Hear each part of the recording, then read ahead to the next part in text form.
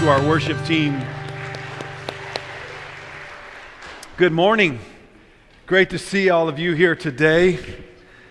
We're ringing out the last few days of summer. Hope you're feeling that.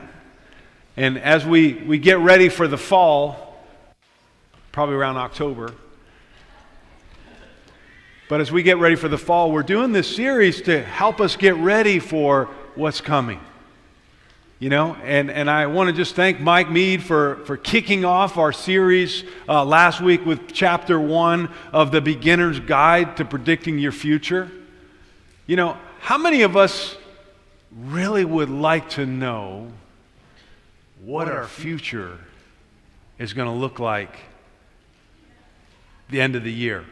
And I know some of you are, you're wiser. You say, I don't want to know. But those of us that, have maybe a positive outlook in life, we're going, yeah, I'd love to know what it's going to look like. But then the others, we don't want to know our future because we worry too much about our future, right? And even the ones that don't want to know the future, they worry about their future, but they'd like to know too. What if you and I could peek into the future and know what it's going to look like? And that's what God wants to invite us in this series is, there's a way to predict your future. There is a way. If you'll just be humble and listen to what God has to say to you about your future. And I wanted to begin, because this series is all about, finding your way. Finding your way to the right future, not the wrong future. And, Mike introduced this idea last week. It's called the principle of the path. And he shared this verse from Matthew 7 about how to really get yourself in a great position to build a great future. And Jesus shared this, Matthew 7 verse 24, therefore everyone who hears these words of mine and puts them into practice is like a wise man who built his house on a rock. You see, if you want to build a great future, it's not a fix, but a process. And he says it here, he built it. How long does it take to build something? Is it instant? No, it's a process. And Jesus is saying, if you want to get to a great future, you're going to have to start thinking about it right now. In fact, you've got to actually take an honest look at where you are right now. Are you on that path? Are you on that path? And so Mike introduced this principle, the path, the principle of the path, and he shared this with us last week. Direction determines your destination. Direction determines your destination. In fact, if you want to know where you're going, what your future is going to look like, you can look right down and go, okay, so what direction am I heading in right now? Where am I going? What are some of the things that I'm doing in my life right now? Is that going to lead me in the right direction? And so today we want to continue this conversation about, the future and how to build a great future, but in all honesty, today we want to take an honest picture of what's it look like to build a really not so good future and learn from that. Because all of us have done that. We've stood at the threshold of somebody else's disaster and go, man, I'm sure glad it's not me. And are you learning from that? How did they get there? What were they doing to get there? And so today I want us to talk about this whole idea of lostness. I got to share a story. Earlier this year, we went on a hike, my family, and Dad, he's makes the decisions. We're going to go on this place and this hike, and sure enough, so we go above where we live. We live in Claremont, and just above Claremont are the foothills, and there are a lot of trails that go in different directions. So we decided to go on a trail and, explore. And so it was going to be maybe an hour and a half hike. Turned out to be close to 4 hours. And it was in the wintertime, right? And the sun goes down pretty fast. And Dad's leading the way. And it was really interesting, because my wife she's always a one to, voice caution. Are you sure we're on the right path? Right? Are you sure we're heading in the right direction? And what does Dad say? What do I say? Yeah, we're good. Of course, I got this. And so I want to share how we got lost. Okay? Just above where we live. I mean, it's crazy. You could see where you live right there, and you go, hey, we're right there. It's right there. The car's right there where we parked. Not so much. And so I want to share this story because it took us a while. I blew out my calf because we had to walk so fast. I want to share with you the four principles of the art of lostness. Number one, we don't get lost on purpose. Nobody wants to be lost, right? It happens by accident. It happens by accident, and that's what happened. We weren't intending to get lost. I wasn't intending on getting lost. And number two is we're lost before we know that we're lost. In fact, it was about 15 minutes we were walking, and I was like, no, we're good. Until you go, wait a minute. That happened later. Wait a minute, I think we're off the trail. And then the panic arises. But before that panic, we didn't know. And then number three, this is a true statement for all men. Men go faster when we're lost. Nobody knows why. Nobody knows why, but men go faster when we're lost. And there's no reason for it. So guess what I start doing when we're lost? Walking faster. And we tried everything. We tried everything, going off trail, cutting corners. We did that one time and we got right to this I don't know, it was maybe a 60-foot drop. Because I thought, well, the quickest way is to just go a straight line, right? No, doesn't work that way because there was a drop. And the last one is this, and this is true for no matter who you are, age, background, culture, ethnicity, doesn't matter. We wind up where the road we're on ends up. In other words, if you're on this road, you're going to end up finishing and going down that path. You can't escape it. You're going to end up at the end of it. It's going to come full circle. And that's what happened for us. Finally, by the time it was dark, we made it. But yes, I had to eat some humility for dinner that I should have listened and we should have had better direction on the path. The interesting thing about driving and living, they're very similar. In driving, you got to follow the directions. And if you don't follow the directions, you're going to get really lost. Living is no different. If you don't follow directions in your life, you're going to end up lost. Things are going to get messy. And the reality is, the reason why we got lost up there in the foothills is because there's no cell signal. But the reality is, today for you and I driving, it's really hard to get lost. Why?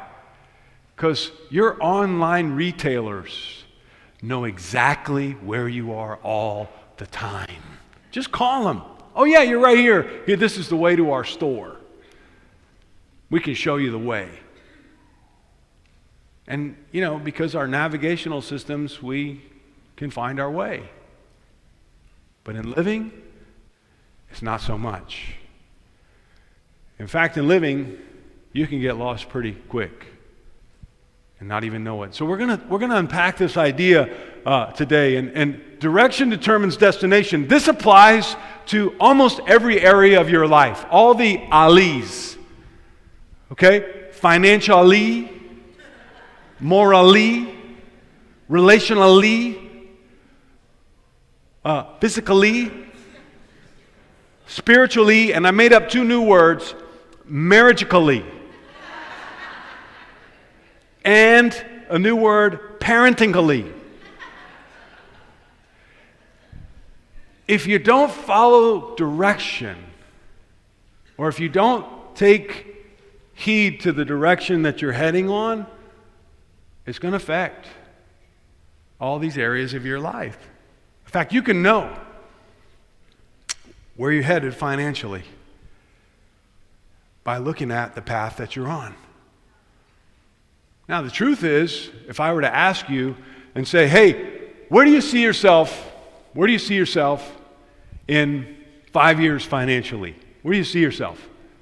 And you could tell me where you desire to see yourself. You say, well, financially, I want to be in this place. I want to be, if you're a little older, you say, well, I want to be retired by this time. And I want to have money to live. I want to have my house paid off. I want to be this. I want to have all my student loans paid off. Ooh, wouldn't that be nice? But here's the question. Between now and your 5-year plan, are you going to direct yourself so that can happen? And this applies, morally, same thing, all these areas. You can know where you're going to end up, regardless of your intentions. And this is what I want to talk about today, your intentions. Everybody intends to get to a good place.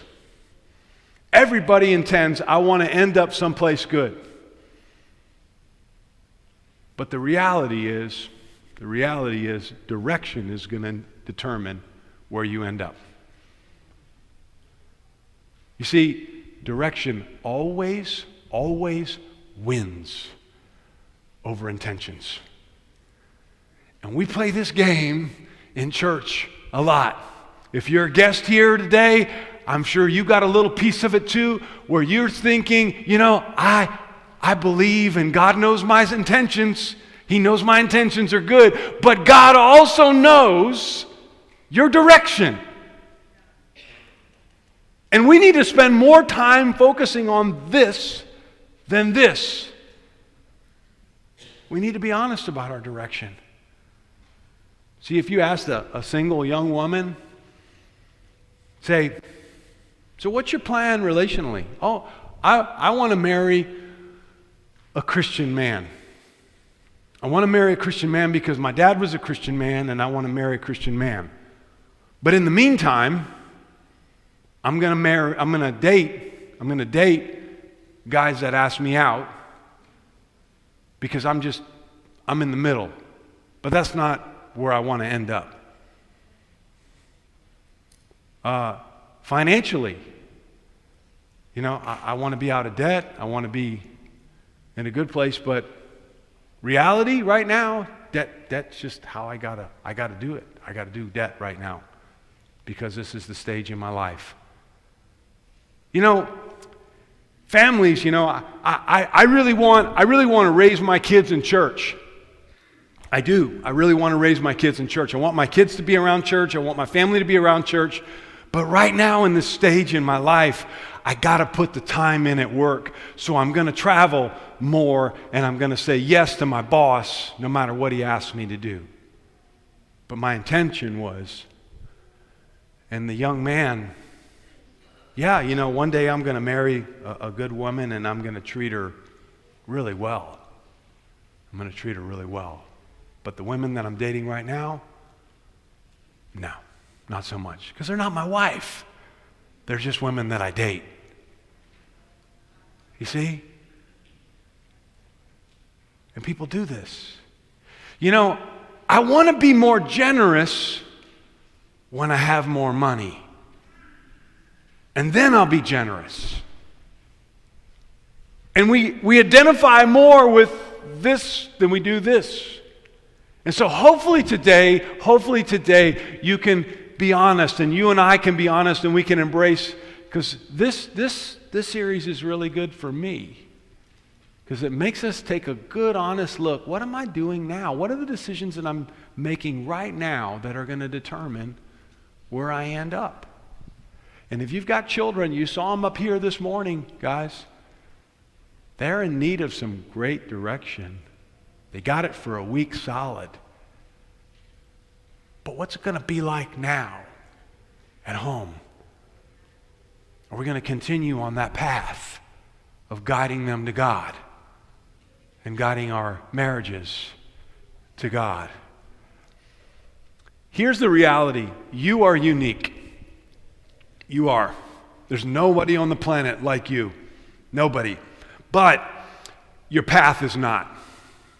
Your path is not unique. In fact, your path has been repeated over and over and over again.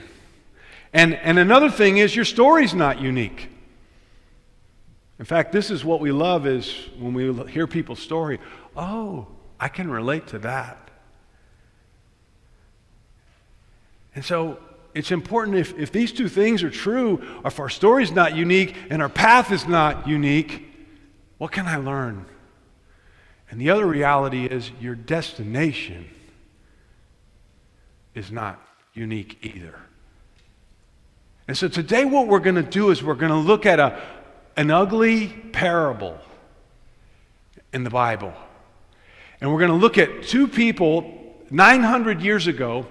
The king of Israel, his name was Solomon. He was David's son. And he was blessed with incredible wisdom. In fact, he was blessed with more wisdom than anybody before him. He was incredibly smart, but he was book smart. He wasn't life smart.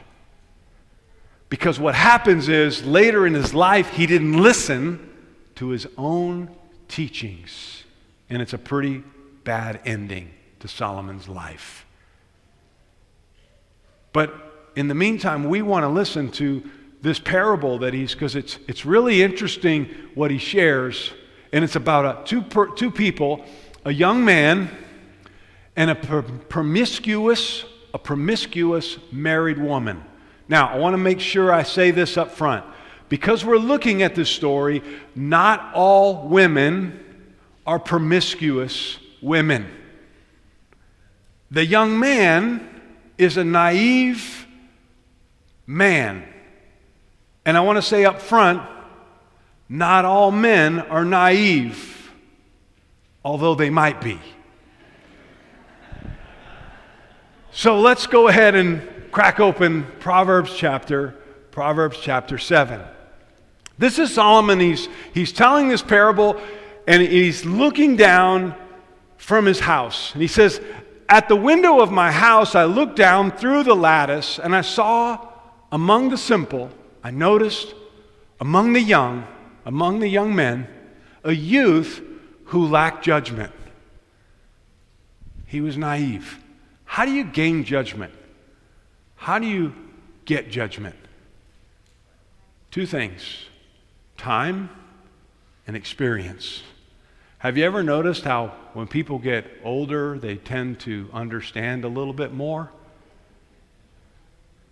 Not everybody, but a lot of people. Why? Because they've been down this road before, they've experienced. So this young man, he lacked experience, and so he was simple. He could only see about as far from his nose to his eyes. And so Solomon's noticing him, and he was going down the street near her house, near her corner, walking along in the direction of her house at twilight as the day was fading and as the dark of night set in. So you're kind of getting the feel for the mood of this situation. And the mood is it's getting dark. And there's shadows and there's things going on. And for the young man, there's kind of like two soundtracks going on. Okay? For the young man, it's, man, I'm going to have a big time tonight. And the his earbuds are in, and he's feeling it's going to be a great night. It's going to be a good time, and we're going to have fun. But there's another soundtrack playing, and it's from the movie Jaws. Right? So you hear these two soundtracks. If you're watching from the outside, you're going, oh my gosh.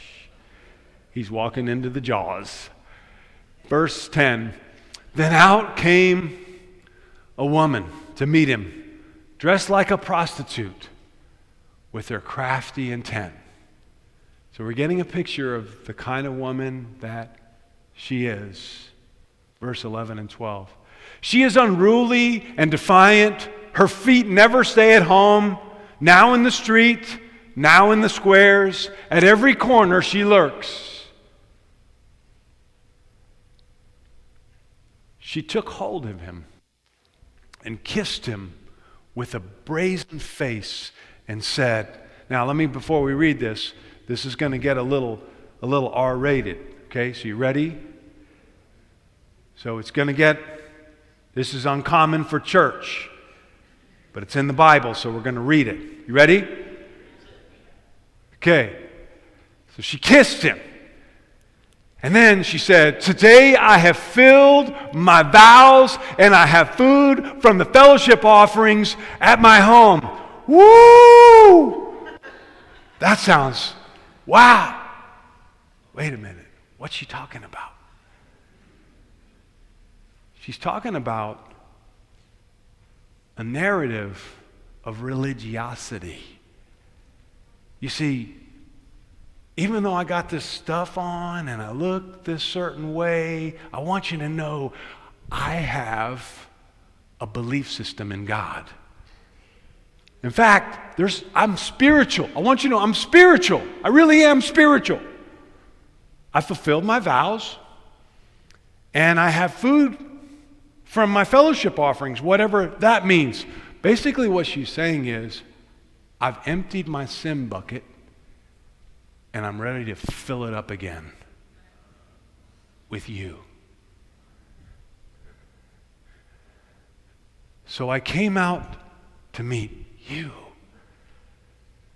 I looked for you and I found you.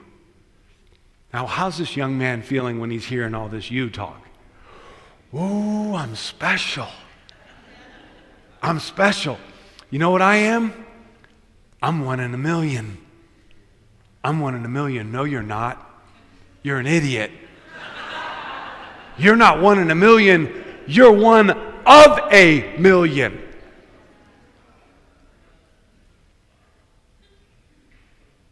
See, you're just another victim.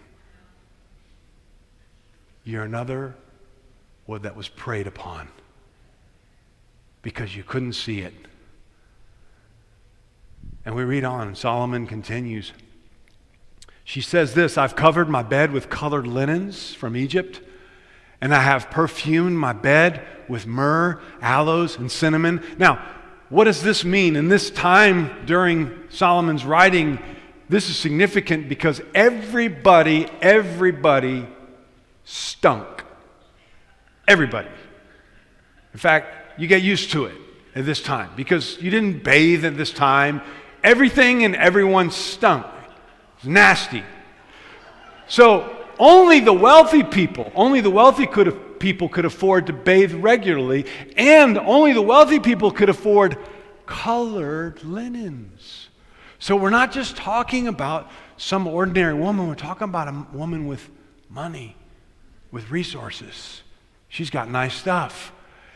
And she's got perfume so that it's going to smell good. It's going to feel good. It's going to smell good. It's going to look good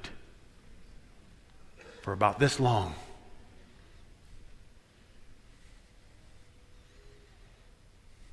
Verse 18. She says, come, let's drink deeply. Now this is an interesting word, love. Is that what love is? Is that what love is? It looks like that. It may smell like that, but is that love? She says, let's drink deeply of love until morning. Let's enjoy ourselves with love. Let's live in the moment. Let's enjoy ourselves right now. Who cares about tomorrow? Who cares what's coming? Let's have some fun. Just you and me. Now she comes out with it. My husband. She's married? Oh my gosh, she's married. And you hear dun dun dun dun. My husband's not at home. He's gone on a long journey. And he took his bag filled with money and won't be home until full moon. We just had a full moon, so the next full moon's going to be how long? Weeks. So we're safe. There's no consequence for what we're about to do. We're just going to have some fun. It's okay. No one's going to know. No one's going to see it.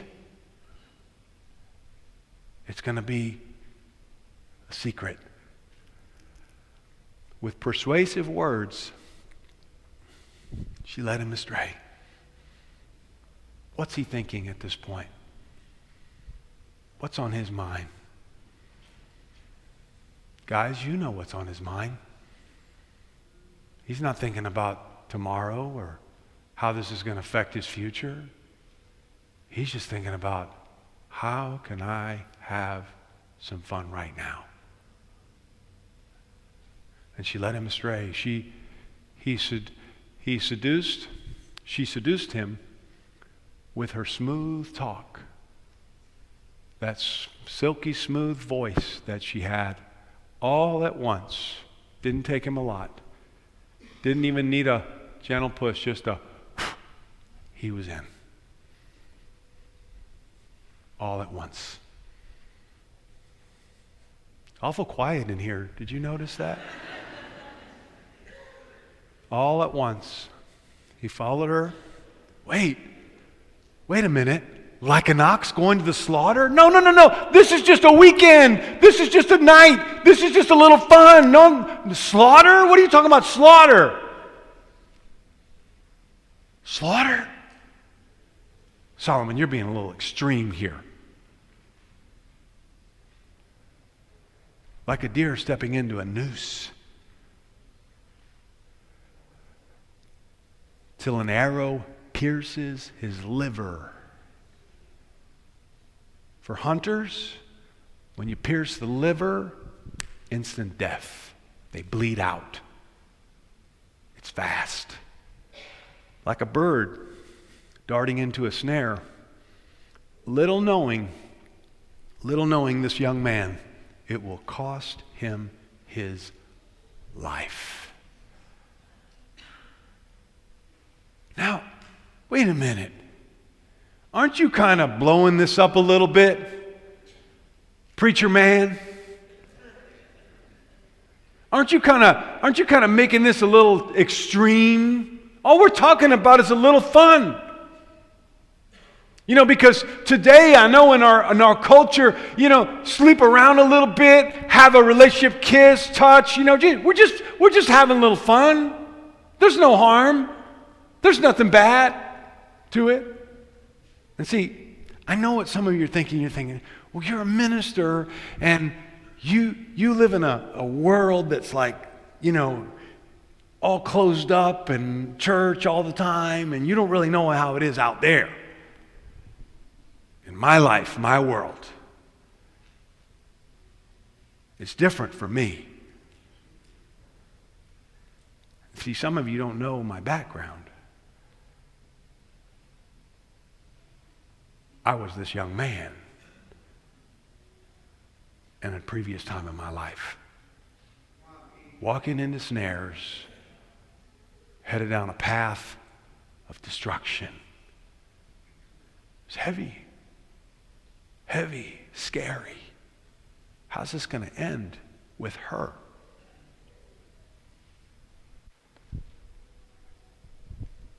Verse 24, now then, my sons. Now he backs away from the story. Solomon backs away from the story, and he's going to give a talk to all of us that are sitting in the room. Now then, my sons, all you young men that are out there, I want you to understand what happened in this story. Listen to me. Pay attention to what I'm trying to tell you. Do not let your hearts turn to her what? Say it with me. Ways. Her paths. You see? Don't walk in that. If you want to end up in this destination, a faithful marriage, a healthy family, a healthy relationship, a healthy financial life, whatever it is, don't walk in this way. Pay attention to what I say. Don't let your heart turn to her ways, and don't stray to her what? Say it with me. Paths. What kind of path are you on today? That's a really important question. What path are you on?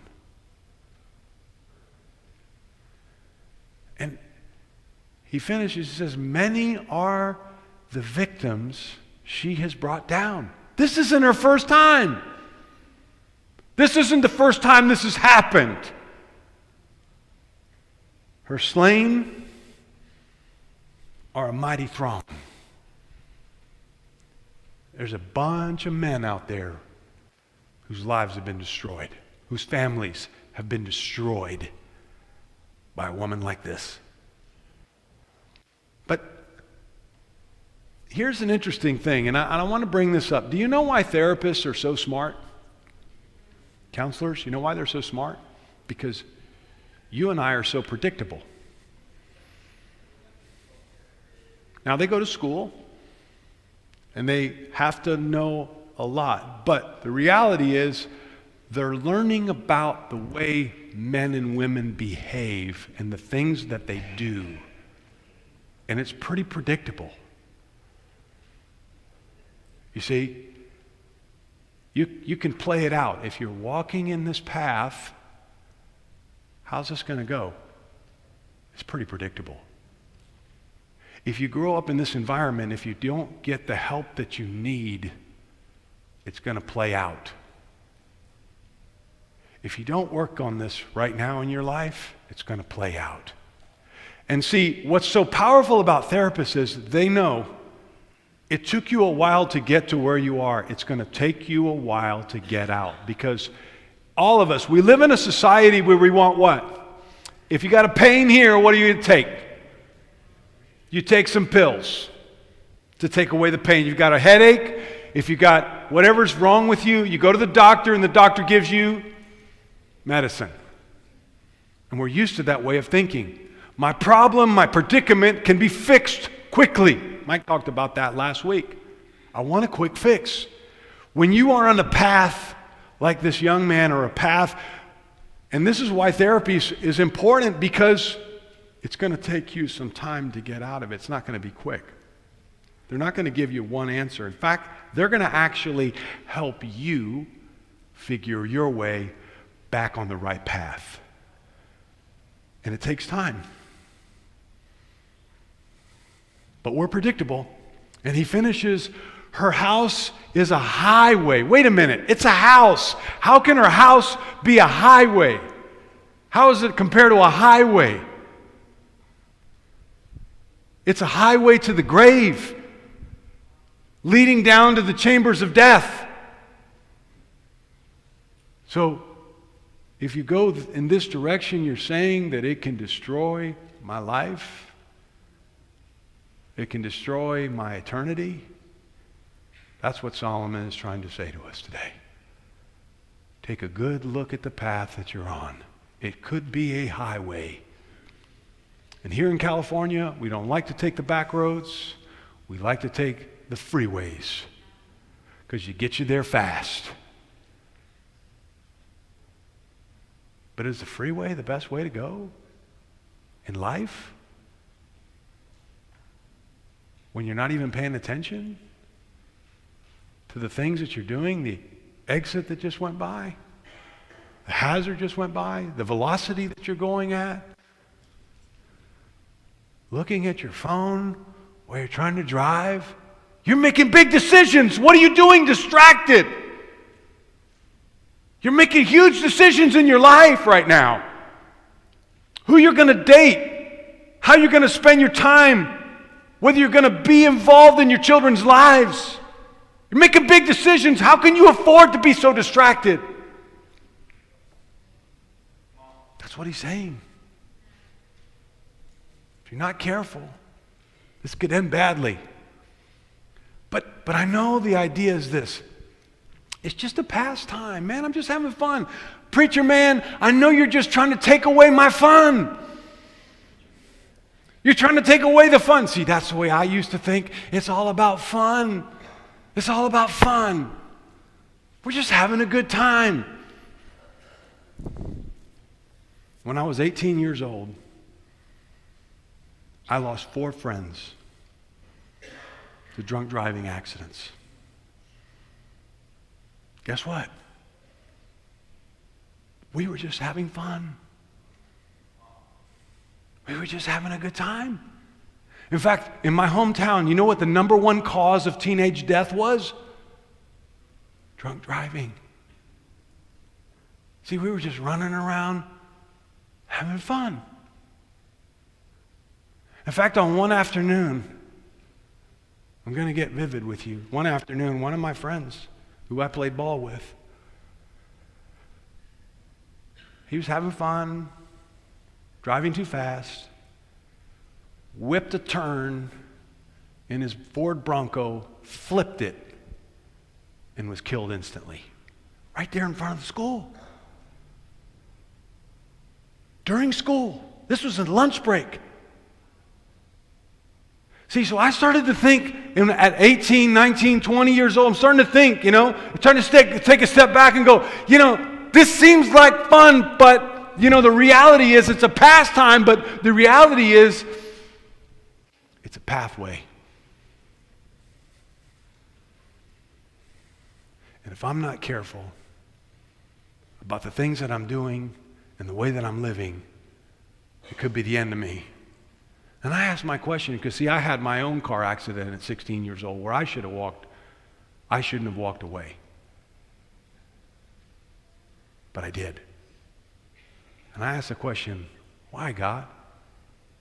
Why do I get to walk away? And here's what I want to tell you today.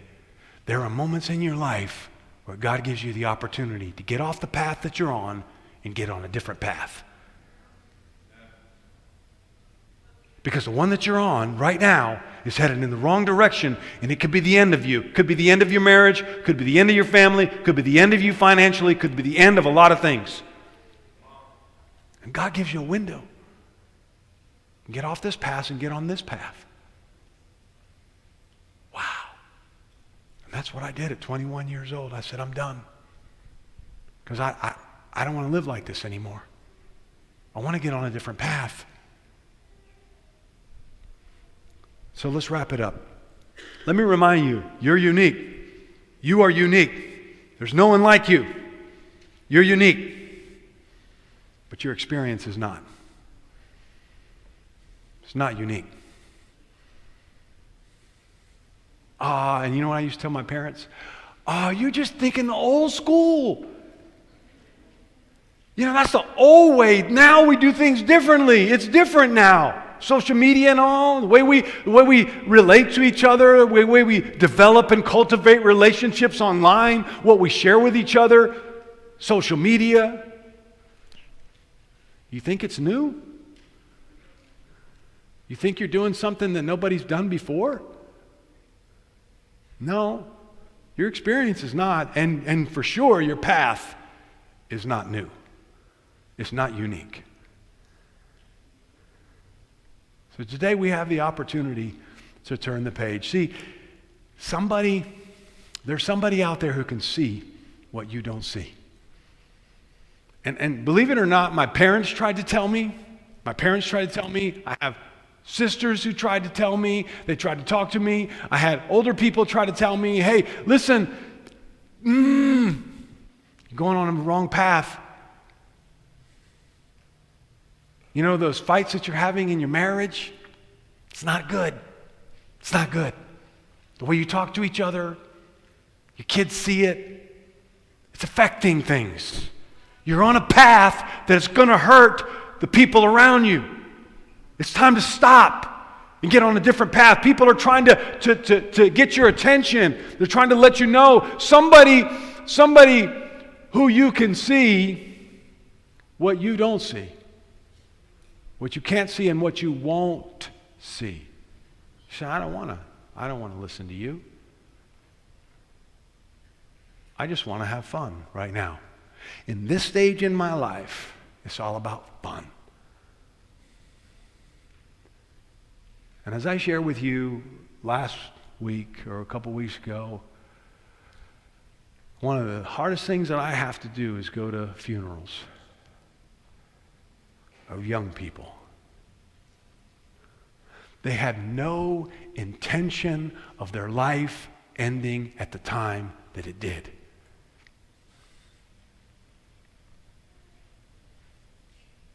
And I realize, it's just one and maybe 1,000, maybe 10,000. But if it's just one, and if it's me or it's you, go, wait a second. I think I better consider the path that I'm on and maybe doing things differently. See, somebody can see it. Do you want to see it? Do you want to embrace it? So today we're going to add on to what we learned last week as we wrap it up. See, last week we talked direction determines your destination, but today we want to add direction, not intention. Not intention. You gotta take your intentions and throw them to the side because they're worthless when it comes to how you're going to live your life. And we give too much value to our intentions. You know the old song, I'm just a soul whose intentions are good, means nothing. Because your direction will always, always, always, always win. So I want us to do this, and I want to give you a little homework, okay? Give you a little homework today, okay? I want you to go home and find a box, okay? Go home and find a box. Probably in your house, the box is going to say right here, what? Prime.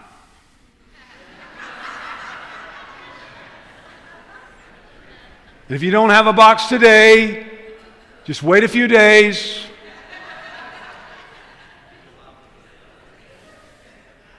It's like Christmas in July. Go home and find a box. Go home and find a box. You can do this as a marriage couple and your family, and go home and find a box, and then collect all the fun that you've had. All the fun that you've had, and put it in the box. Put it in the box. All the fun that you've had, put it in a box. Okay, put it all in there.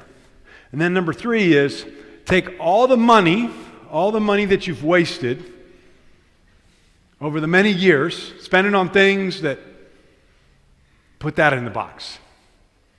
Put that in the box. And then the last thing is look at it. Stare at it. Stare in the box.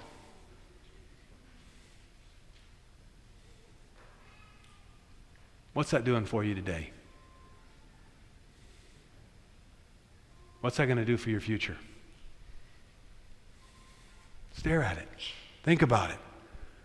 And the thing we want to do is you got to ask yourself what more? And I'm not against having fun. I'm not against having marriage. Having memories.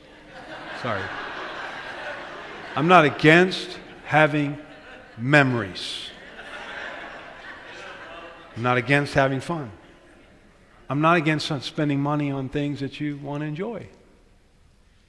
But when it's overdone, and when that becomes your path, that's what I'm about, that's all I'm focused on, you got to ask yourself, what's in the box?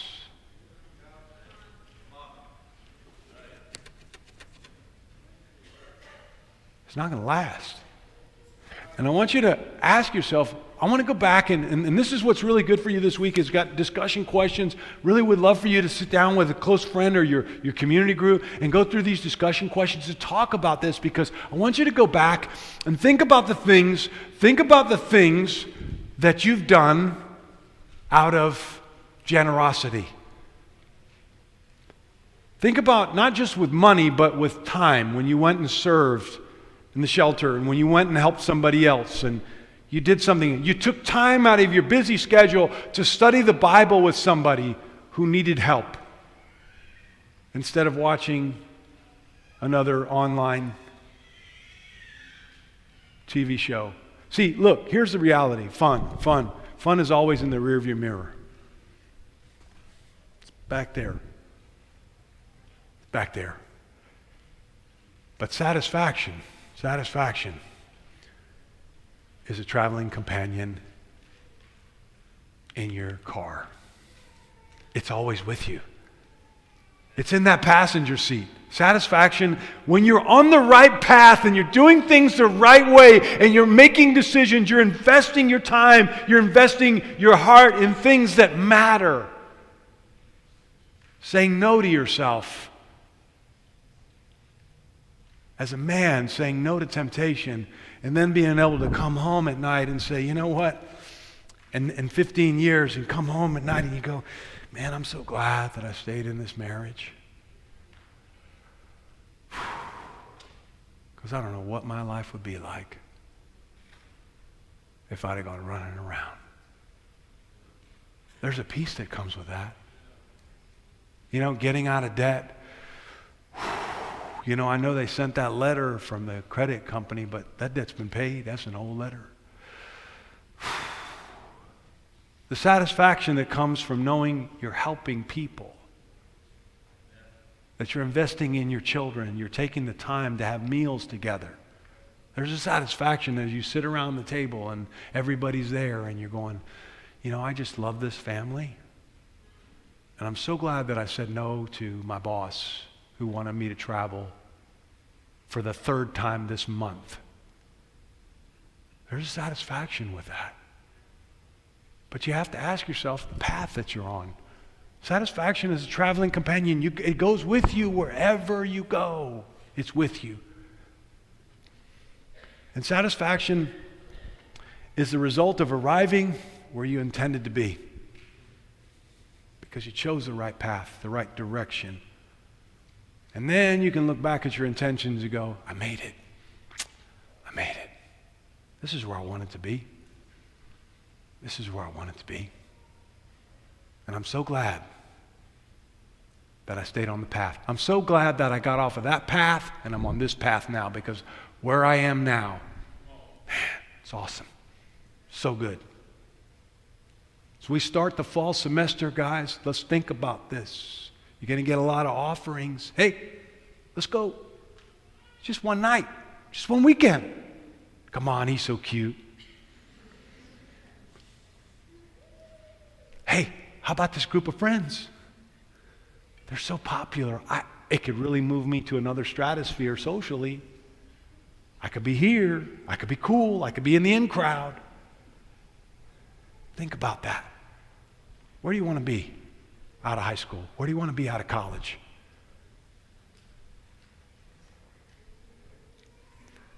Jesus said this, and this is our verse before we take communion. Come to me. Come to me. We looked at this a couple weeks ago, but this is such an awesome. Come to me, you who are weary. That young man, before it was over, come to me. You know, when she broke your heart and told you that she loved you, but then she was with another guy the following weekend, come to me. Those of you who are laden with financial debt, those of you who got serious problems, come. I want to show you a different way. I want to give you this. Go ahead and do it with me. I want to give you that. I want to give you rest. That's going to be okay. Because I'm on the right path. It's going to work out. Take my yoke upon me and learn. Take upon my yoke upon you and learn from me, for I'm gentle and humble in heart.